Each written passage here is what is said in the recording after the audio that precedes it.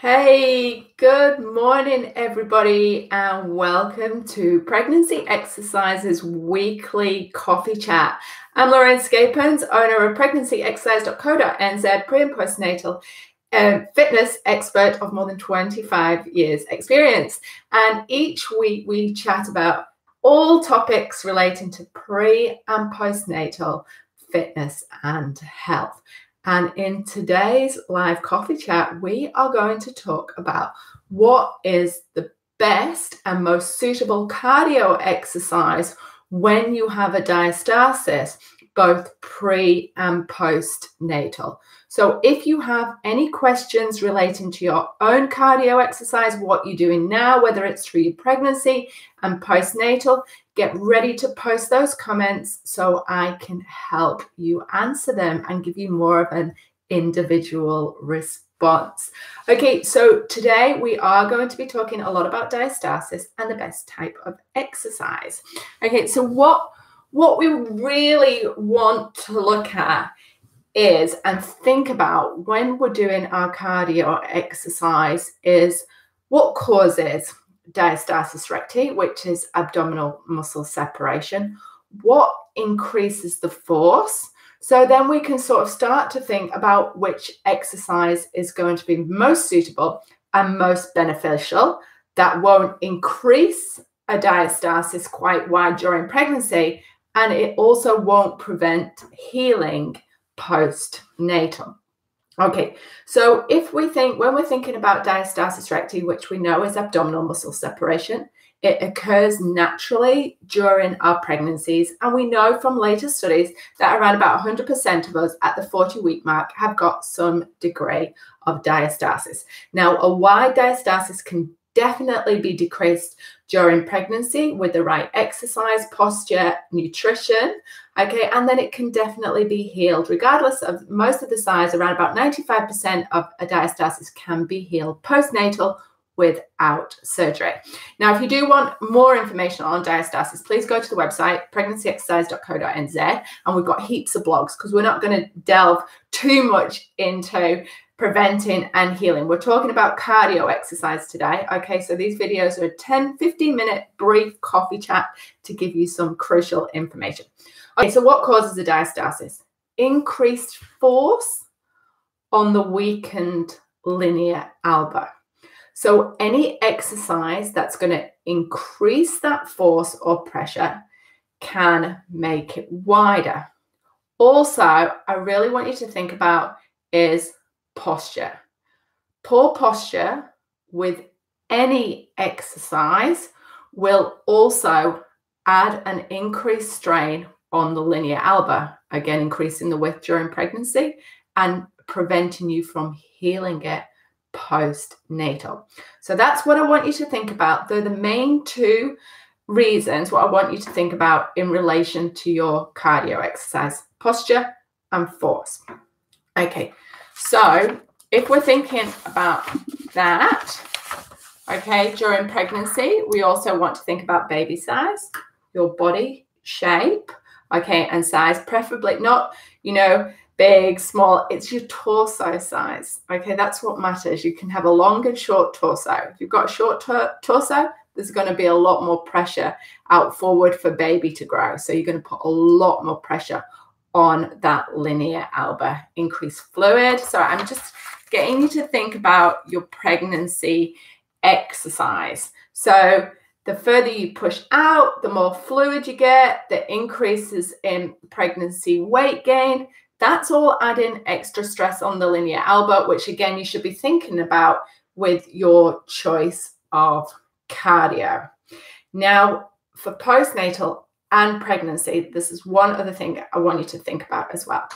When baby is in there in a pregnancy, baby actually helps to support your core and your pelvic floor muscles. Now, once baby's out of there, so this is why you might not have any issues running and with high impact during pregnancy. But once baby is out of there, everything becomes saggy. Okay, so that's what I want you to think about. So that's maybe why you could have those issues postnatal. So I want you to think about that again with your exercise choice during your pregnancy. Okay, so safe exercises. We key talking about posture. So anything generally done with good upright posture is going to be fine. Walking, running, and we're going to go over that. Okay, running, cross trainer, exercise classes. That's all done straight up. You know, sort of. I can't think of any of that. Any aerobic classes where you're just thinking about your posture, not doing the weight, so you're not up and down off the floor. Okay, the cross training, cycling also as well. So there's the 5 really good ones. So anything that you do with an upright posture is, generally speaking, the perfect exercise to do to help manage your diastasis pre and postnatal. So then we want to look at impact.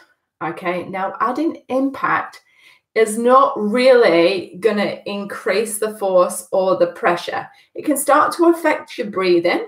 Okay, so breathing and breath holding, okay, and pushing out when you're breathing, that can start to add a lot of force. But if you've got good controlled breathing, your cardio exercise is done at that 70%, you're maintaining your posture, then that's also okay. Now, what we need to look for in running and when you actually stop running or stop the impact is very, very individual. Again, posture, baby size. Okay.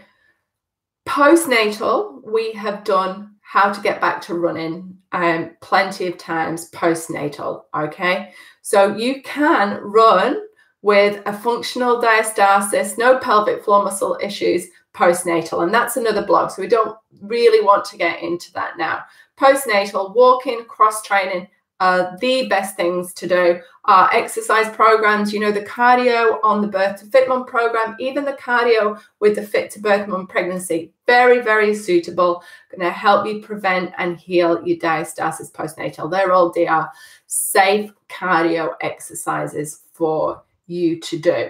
So looking at that impact training, let's look at, if you have a diastasis, around about 40% of women who have a diastasis will have some pelvic floor muscle function issues. Okay, so I want you to think about that in relation to any impact training you might be doing during your pregnancy.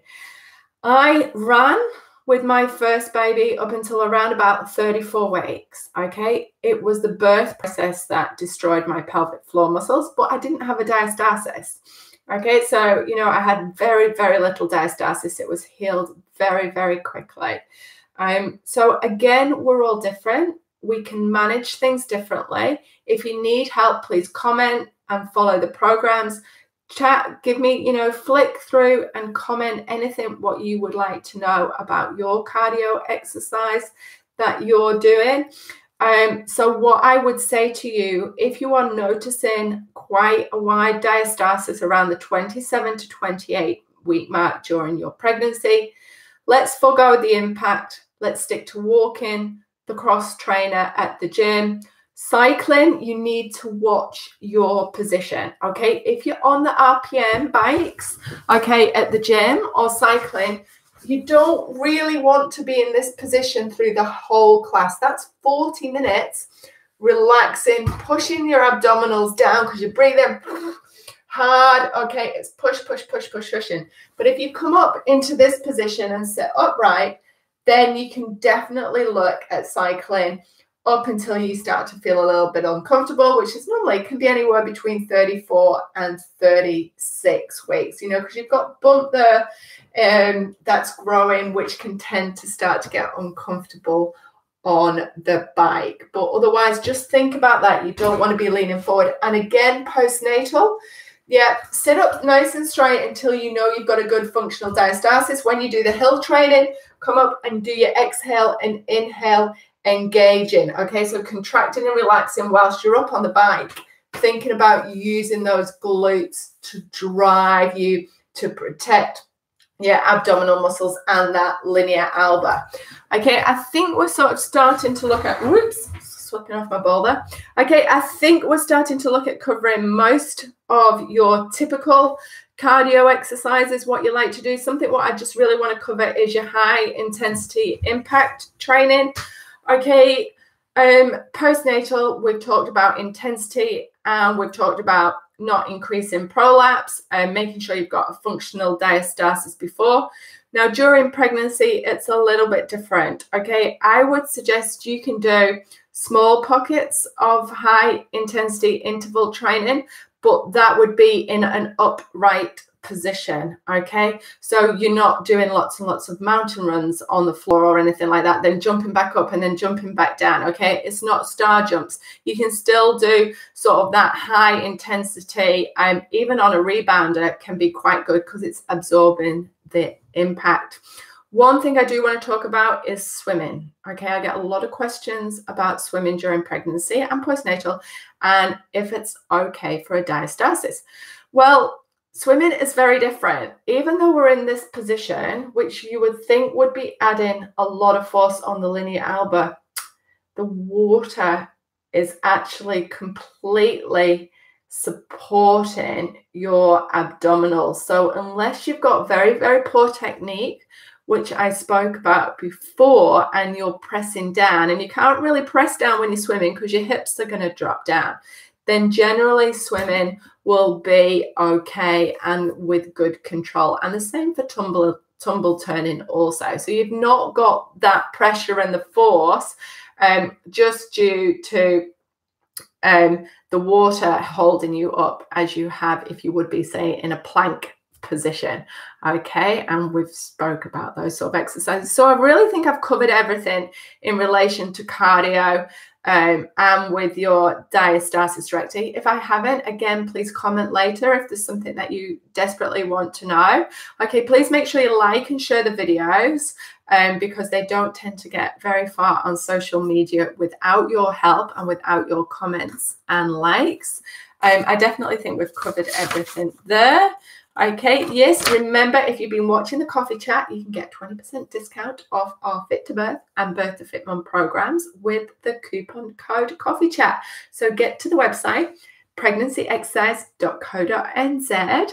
Okay, and there's heaps of information there. We've got over 500 blogs now, girls. So go and see the website, pregnancyexercise.co.nz, and please share us with all your friends and family. Bye, everybody. Thanks so much for watching. I'm going to see you next week where we'll be discussing another topic related to pre and postnatal fitness and health. Bye, everyone.